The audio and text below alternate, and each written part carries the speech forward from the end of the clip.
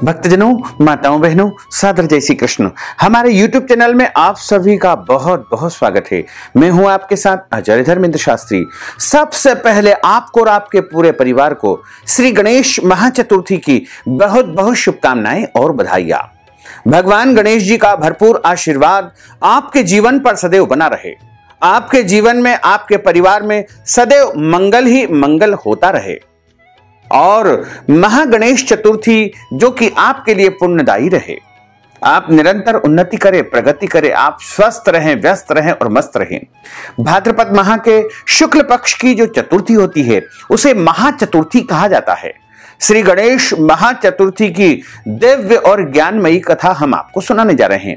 इस कथा को अंत तक जरूर सुनिएगा और अधिक से अधिक लोगों को शेयर भी कर दीजिएगा। बोलिए गजानंद गणपति भगवान की जय, शंकर भगवान की जय।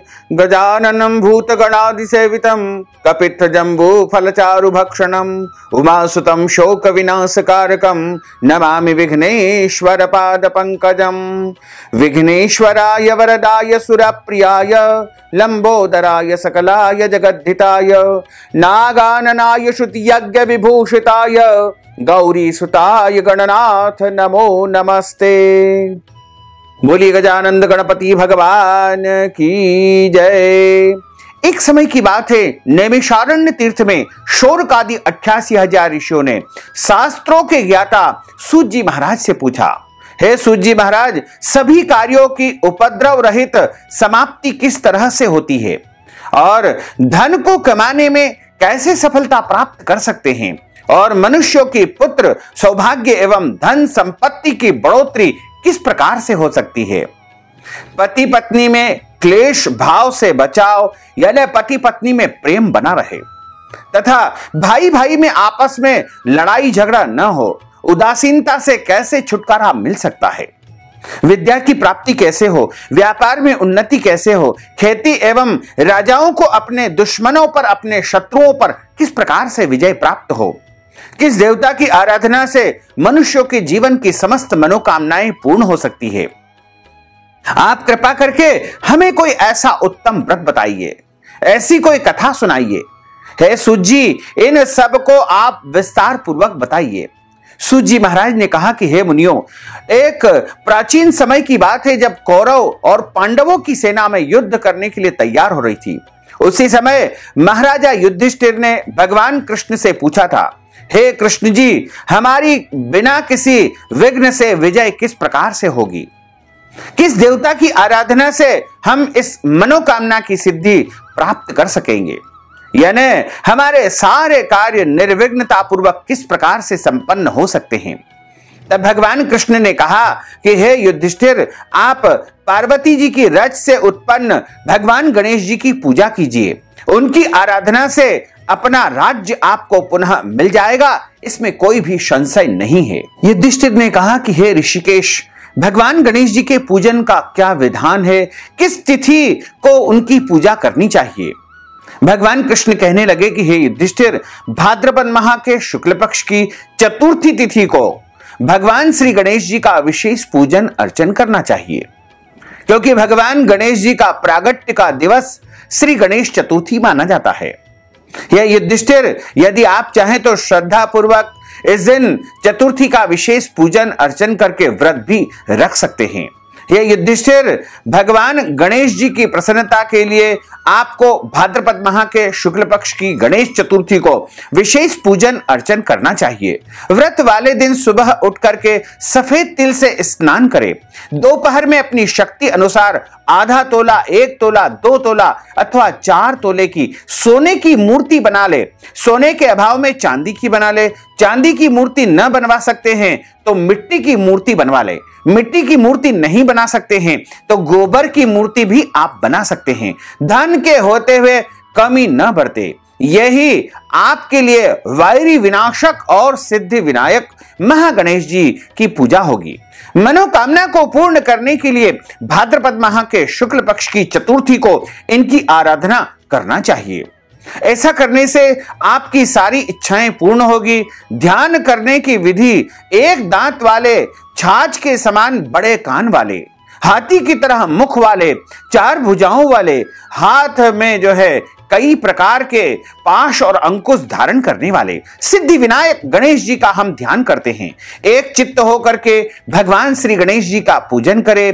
पहले पंचामृत से बाद में जल से स्नान कराएं, गणेश जी को गंध चढ़ाएं, उनका आवाहन करें, पाद्य अर्घ देकर के लाल वस्त्र गणेश जी को अर्पण करें। इसके बाद पुष्प, धूप, दीप और भोग उनको अर्पित करें। पुनः पान के ऊपर थोड़ी सी मात्रा में सोना अथवा रुपया आदि रख करके भगवान गणेश जी को समर्पण करें। फिर गणेश जी की जो है पूजा करने के बाद 21 दुर्वाएं उनको समर्पित करना चाहिए। दुर्वा अर्पित करने से आपके वंश की वृद्धि होगी तथा प्रत्येक कार्यों में आपको अवश्य ही सफलता प्राप्त होगी। जब आप दुर्वा अर्पित करते हैं तो उस समय भगवान गणेश जी के इन नामों का उच्चारण करना चाहिए या श्रवण करना चाहिए। हे गणपति, हे उमापुत्र, हे धूम्रवर्ण, हे विनायक, हे एकदंत, हे गजमुख, हे लंबोदर, हे सर्व सिद्धिदाता, हे भालचंद्र, हे मूषक वाहन, हे पिंगल नयन, हे गजानन महाराज, हम सभी आपको नमन करते हैं, आपको प्रणाम करते हैं। और रोली फूल चावल के साथ 2-2 दूब लेकर के प्रत्येक नाम बोलते हुए अलग अलग नामों से गणेश जी को दुर्वा अर्पित करें। हे देव, आप मेरे दूब को यानी दुर्वा को ग्रहण करें, मैं आपकी बारंबार प्रार्थना कर रहा हूं। इसी तरह भुना हुआ गेहूं और गुड़ अर्थात गुड़ धनिया भी गणेश जी को चढ़ाया जाता है। इसके पश्चात शुद्ध घी के 21 लड्डू हाथ में रखे, हे कुरुकुन प्रदीप ऐसा कह करके गणेश जी के आगे रख दे। इसके बाद 10 लड्डू ब्राह्मणों को दान करे और 10 लड्डू अपने लिए रखे। शेष लड्डू को गणेश जी को भोग हेतु रखना चाहिए। स्वर्ण मूर्ति भी ब्राह्मण को दान करना चाहिए। सारे कार्य करने के बाद अपने इष्ट देवता की आराधना करे। उसके बाद ब्राह्मण को भोजन करा करके स्वयं भोजन प्रसाद ग्रहण करे। मूंगफली, वनस्पति आदि का तेल प्रयोग इसमें विशेष रूप से करना चाहिए। नीचे का वस्त्र और ऊपर के वस्त्र सहित गणेश जी की मूर्ति को समस्त कष्ट निवारण हेतु विद्वान ब्राह्मण को दान की जाती है। हे युधिष्ठिर, इस विधि से गणेश जी की पूजा करने से आप सब पांडवों की विजय निश्चय ही होगी, इसमें कोई संशय नहीं है।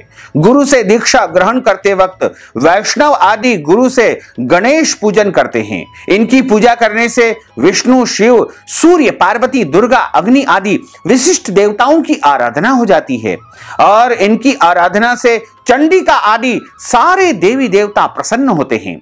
हे मुनियों, सिद्धि विनायक गणेश जी की पूजा से उनकी कृपावश मनुष्य के समस्त कार्य अवश्य ही पूर्ण हो जाते हैं, इसमें कोई संशय नहीं है। भाद्रपद माह के शुक्ल पक्ष की गणेश चतुर्थी की आराधना शिवलोक में हुई है। इस दिन स्नान, दान, व्रत, पूजन आदि करने से गणेश जी की कृपा से शताधिक फल की प्राप्ति होती है। हे युधिष्ठिर, इस दिन चंद्रमा का दर्शन कदापि नहीं करना चाहिए, अतः दोपहर में ही भगवान श्री गणेश जी का पूजन अर्चन संपन्न कर लेना चाहिए। और इस दिन जो है चौथ के चंद्रमा को दर्शन करने से चोरी, हत्या, व्याभिचार आदि का कलंक लगने की संभावना रहती है, इसलिए इस दिन चंद्रमा का दर्शन करना निषेध माना गया है। यदि भूलवश चंद्रमा का दर्शन हो जाए तो ऐसा कहे कि सिंह ने प्रसेनजीत को मार डाला और जांबवान ने शेर को मृत्यु लोक में भेज दिया।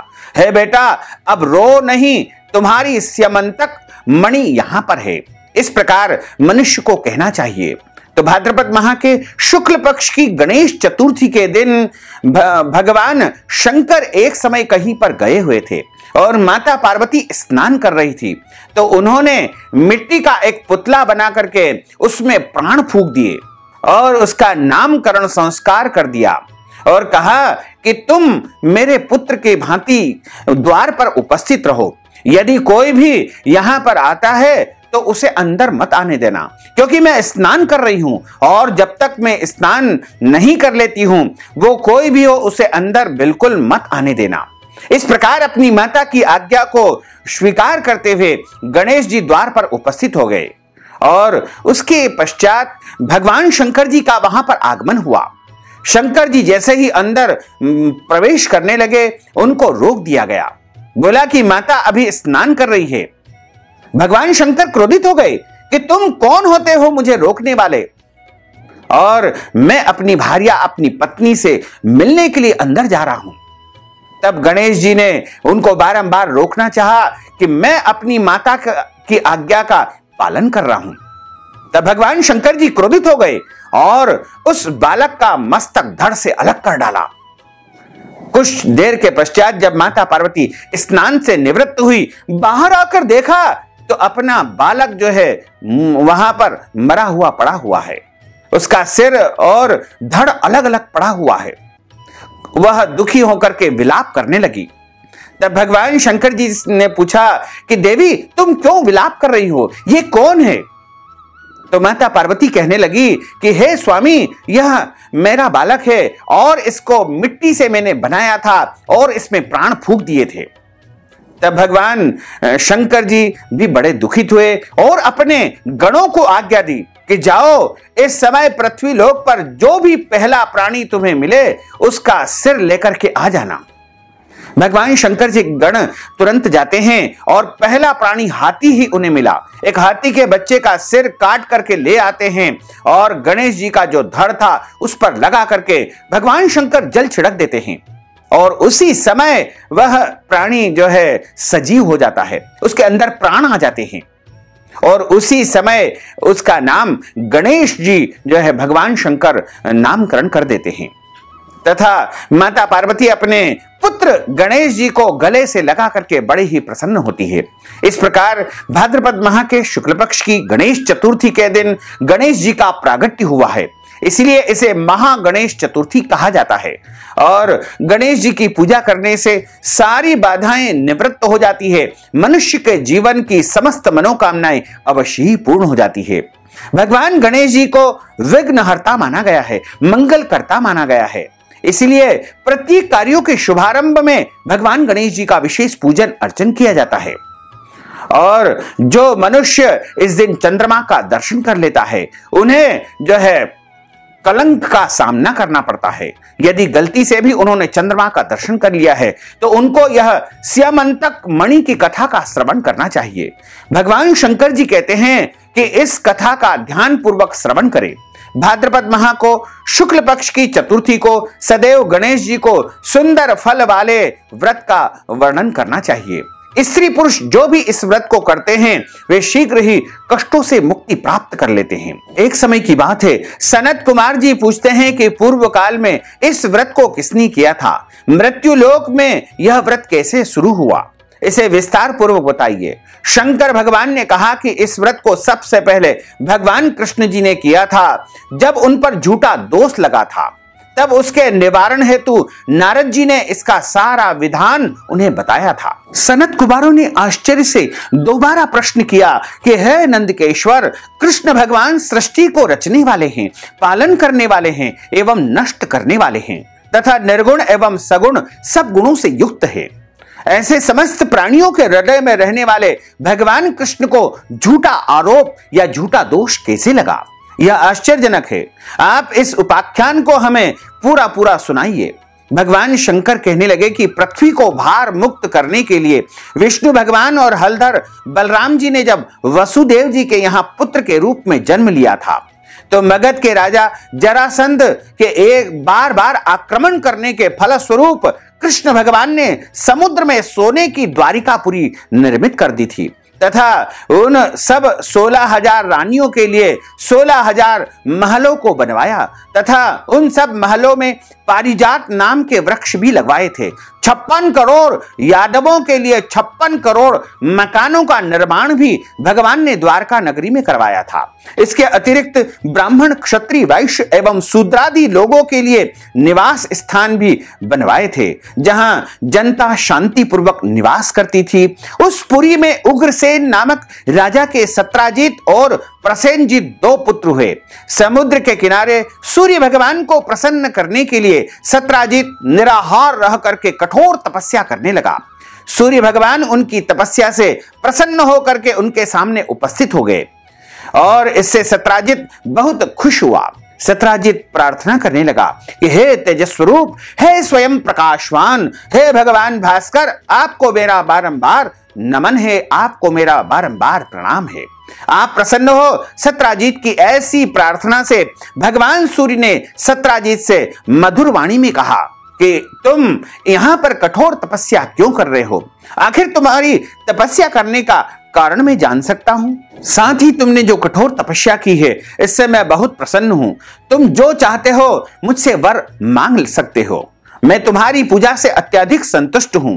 अब तुम सुंदर रत्न को प्राप्त करो, यह देवताओं को भी प्राप्त नहीं है। ऐसा कहते हुए भगवान ने मणि अपने गले से उतार करके सत्राजित को प्रदान कर दी। भगवान सूर्य नारायण ने उससे कहा कि यह मणि प्रतिदिन 24 मन सोना तुम्हें प्रदान करेगी, यानी इससे 24 मन सोना तुम्हें प्राप्त होगा। इसके धारण करने के समय पवित्र रहना आवश्यक होगा। हे सत्राजित, अपवित्र समय सोच अवस्था में धारण करने से पहनने वाले की मृत्यु भी हो सकती है। ऐसा कहकर सूर्य भगवान अदृश्य हो गए। मणि को पहन करके सत्राजित सूर्य के समान तेजस्वी लगने लगे। उनके द्वारिकापुरी में प्रवेश करने पर उस तेज के फलस्वरूप किसी को पता न चल सका कि किसका आगमन हो रहा है। उस मणि की चमक से लोगों को यह लगा कि साक्षात सूर्य भगवान यहां पर आए हुए हैं। जब लोग को यह देखा तो सूर्य भगवान जान करके उन्हें साफ साफ तो दिखाई नहीं दे रहा था कि कौन है, सूर्य भगवान है या नहीं है। यह तो सत्राजित के कंठ में मणि धारण किए हुए हैं। मणि को देख करके भगवान कृष्ण जी का मन ललचा गया, लेकिन उन्होंने मणि लेने की इच्छा नहीं की। इधर सत्राजित को यह संदेह पैदा हो गया कि कृष्ण कहीं मुझसे मणि प्राप्त न कर ले। इस संदेह से उन्होंने मणि अपने भाई प्रसेनजीत को दे दी और पवित्र रहकर उसे पहनने के लिए सावधान कर दिया। एक समय शिकार खेलने के लिए प्रसेनजीत कृष्ण के साथ में उस मणि को धारण किए वन में चले गए। अपवित्रता के कारण प्रसेनजीत को एक सिंह ने मार डाला। उस सिंह को रत्न ले जाते समय देख करके जाम्बवान ने उसे मार डाला। जाम्बवान ने मणि को अपनी पुत्री को दे दिया। इधर भगवान कृष्ण ने जब वहां पर शिकारियों के साथ द्वारका में लौटते हुए देखा, तब सत्राजित ने मन में विचार किया कि मेरे भाई को शायद द्वारकाधीश कृष्ण ने ही मार डाला है, क्योंकि इनके मन में ही मणि का लालच आ गया था। और ऐसा विचार करके झूठा आरोप भगवान कृष्ण के ऊपर लगा दिया। तब भगवान कृष्ण ने अपने कुलगुरु को बुलाया, गर्गाचार्य जी से निवेदन किया कि हे प्रभु, आप बताइए कि मैंने कौन सा ऐसा दोष किया है, कौन सा ऐसा पाप किया है जिसके कारण मेरे ऊपर झूठा आरोप लग चुका है। मणि चोरी का निष्कलंक मेरे ऊपर जो है लग चुका है। तो उनके कुलगुरु ने कहा कि आपने भाद्रपद माह के शुक्ल पक्ष की चतुर्थी के दिन चंद्रमा का दर्शन कर लिया है, इस कारण से आपके ऊपर मणि की चोरी का झूठा आरोप लग चुका है। तब उन्होंने पूछा कि इसका क्या उपाय है। तब उनके कुलगुरु ने कहा कि भाद्रपद माह के शुक्ल पक्ष की चतुर्थी का व्रत करे, पूजन करे, भगवान गणेश जी की आराधना करे तथा आप जो है मणि ला करके वापस सत्राजित को प्रदान कर देवे। इस प्रकार भगवान ने अपने कुलगुरु की आज्ञा को मानते हुए और भाद्रपद माह के शुक्ल पक्ष की चतुर्थी का व्रत किया, भगवान गणेश जी का विशेष पूजन अर्चन किया और उस मणि को उन्होंने जाम्बवान से ला करके जाम्बवती के साथ में विवाह करने के पश्चात मणि को सत्राजित को दे दिया गया। इस प्रकार इस गणेश चतुर्थी के दिन जो कोई मनुष्य चंद्रमा का दर्शन कर लेता है, वो यदि इस कथा का श्रवण कर लेगा तो उसे चंद्र दोष की जो है निवृत्ति प्राप्त हो जाएगी, यानी उसके ऊपर किसी भी प्रकार का कोई कलंक नहीं लगेगा। तो भगवान कृष्ण ने गणेश चतुर्थी का व्रत सबसे पहले किया था। उसके बाद से ही यह परंपरा निरंतर चली आ रही है और सभी भक्तजन अपने अपने घरों में भगवान गणेश जी की स्थापना करते हैं, पार्थिव पूजा करते हैं, प्रत्येक दिन सुबह शाम उनकी आरती उतारते हैं तथा अनंत चतुर्दशी के दिन भगवान गणेश जी का विसर्जन किया जाता है या ब्राह्मण को या मंदिर में भी आप मूर्ति का दान कर सकते हैं। और कई भक्तजन 3 दिन के के गणेश जी की स्थापना भी करते हैं। कुछ भक्तजन 5 दिन के गणेश जी की भी स्थापना करते हैं। इस प्रकार अपनी अपनी आस्था, परंपरा और श्रद्धा के अनुसार भगवान गणेश जी की स्थापना करके उनकी पूजा अर्चना अवश्य ही करते हैं, जिससे भक्तों को मन चाहा फल प्राप्त होता है। बोलिए गजानंद गणपति भगवान की जय। ओम गंगणपतये नमो नमः। श्री सिद्धि विनायक नमो नमः। अष्ट विनायक नमो नमः। गणपति बाप्पा मोरया। ओम गंगणपतये नमो नमः। श्री सिद्धि विनायक नमो नमः। अष्ट विनायक नमो नमः। गणपति बाप्पा मोरया। ओम गंगणपतये नमो नमः। श्री सिद्धि विनायक नमो नमः। अष्ट विनायक नमो नमः। गणपति बाप्पा मोरया। ओम गंगणपतये नमो नमः। श्री सिद्धि विनायक नमो नमः। अष्ट विनायक नमो नमः। गणपति बाप्पा मोरया। ओम गंगणपतये नमो नमः। श्री सिद्धि विनायक नमो नमः। अष्ट विनायक नमो नमः। गणपति बाप्पा मोरया। ओम गंगणपतये नमो नमः। श्री सिद्धि विनायक नमो नमः। अष्ट विनायक नमो नमः। गणपति बाप्पा मोरया। बोलिए गजानंद गणपति भगवान की जय।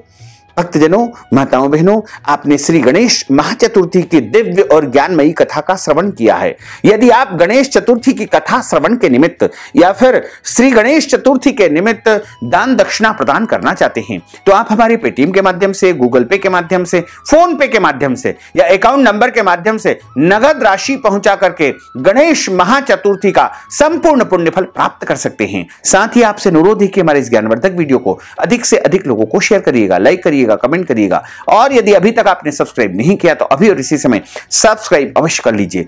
आपको और आपके पूरे परिवार को सादर जय श्री कृष्ण, सादर धन्यवाद।